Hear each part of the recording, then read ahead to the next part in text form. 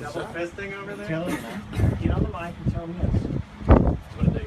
They're asking is it about to start. Yeah, it's about to start. Yeah. Chief But they're- Chris Butler, CHRISBUTLER. Ready?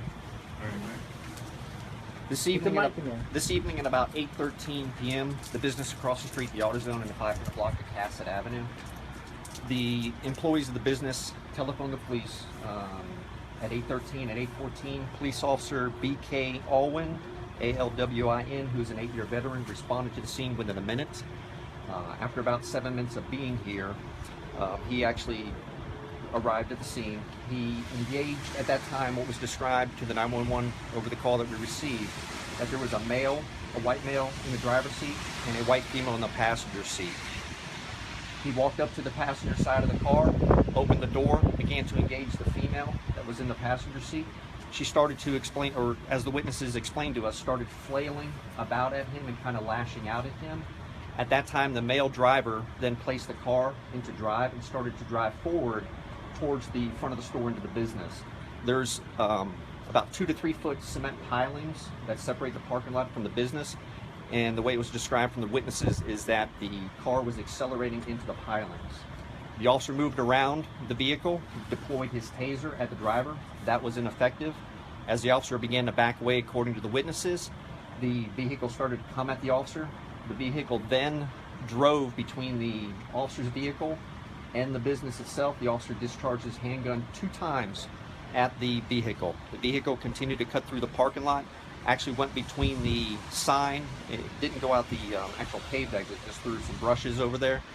And then he headed down a side street. About 10 minutes later, which would have put it around 8:38 p.m., a witness called a suspicious vehicle over at the 1188 South Edgewood Avenue, where we recovered what we believe to be the vehicle that was involved in this, which is a red Jeep Cherokee. Now, after we called that, we did an extensive search for both the male and the female that are involved in this incident.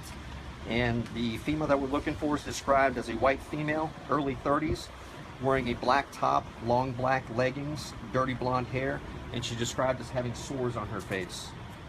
The male is described as a white male, 5'8", about 160 pounds, dirty blonde hair, wearing blue jeans, shorts, white shirt, scruffy beard, in his late 30s or early 40s. After we got here, what we found out from our investigation, according to the store employees, his car pulled up at around 6:30 p.m. in the parking lot. And if you remember me telling you, he called the police at around 8:13 p.m.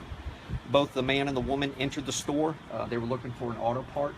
They did not buy the auto part. The man actually did make a purchase, and then they went out in the car and they kind of lingered for a while. According to the witnesses, it kind of seemed like they may have been under some type of controlled substance or something like that, but they didn't seem to be acting of somebody of their normal faculties. And I'll take any questions that you may have. So that was why police were called, because there was, why did AutoZone employees call police? Was it because they were acting under such a controlled substance, or? Yeah, well, according to the witnesses or the store employees, they kind of felt that they were going to be victimized by a crime, maybe some type of shoplifting or something like that. And after, them being out there for almost 2 hours, they just thought it was suspicious, and that's why they called us. So the officer was alone. You said Yes. he first engaged with a taser. He did. Taser didn't work. The car was Yes. still in motion. Mhm. And that's when he fired 2 shots. That's correct. Can you explain again just what led the officer to fire the shots? The guy accelerated forward which way? Again, if you remember, I don't have the luxury of speaking to the officer to get a statement. He's afforded certain rights and everything like that. But according to the witnesses, one of the witnesses inside the store, it said that the car was coming towards the officer when he discharged his weapon. I don't know. In looking at what I have as far as the evidence, it looked like the car was driving forward in between the business and the police car, headed out the parking lot in the direction towards the sign over there. Now, we're obviously looking for these 2 individuals, Yes. but we've been through that car now. Any evidence to show that that the man was hit? Well, as you can tell, our challenges this evening, obviously weather comes into play.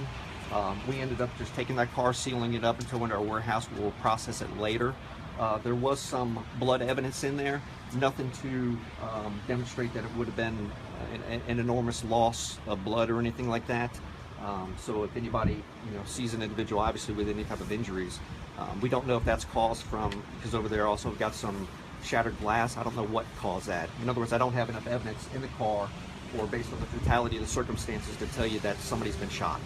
Okay, so you aren't 100% sure. That's correct. And you were looking for, you guys were looking for these people? Well, we still The have more condition of it, investigations to do. Yeah, absolutely. When they responded to the car about 10 minutes after we left here, they did an extensive search in the area and weren't able to find the two individuals. What was the make and model of the vehicle? It's a red Jeep Cherokee Laredo. I do not know the year, but Okay. we did end up recovering that. But if somebody saw a red Jeep Cherokee Laredo driving in the area, we'd like to speak to them as well. And then those two individuals, and I'm sorry, real quick, with that, where was that Jeep found? Which side street? It would be 1188 South Edgewood Avenue. There's businesses there that are close to Roosevelt, and it was backed into a parking spot. And those two individuals, I know we don't know their identities, but do we know what their approximate ages and if they were local? Well, I can't tell you because I don't know who they are at this time as far as whether or not they were local. The female, as I described, early 30s. You asked about an age. The male would be late 30s, early 40s. Any other questions? All right, Do we know how long the officer's been with the agency? He's been with us 8 years. Any previous police involved duties? No, this is his first one. all right, thanks, Chief. Thank you. Thank you. Got just your first and last name again? I don't think we First know. name's Chris, last name Butler, B-U-T-L-E-R. Okay, thank you. All right, you're welcome. All right.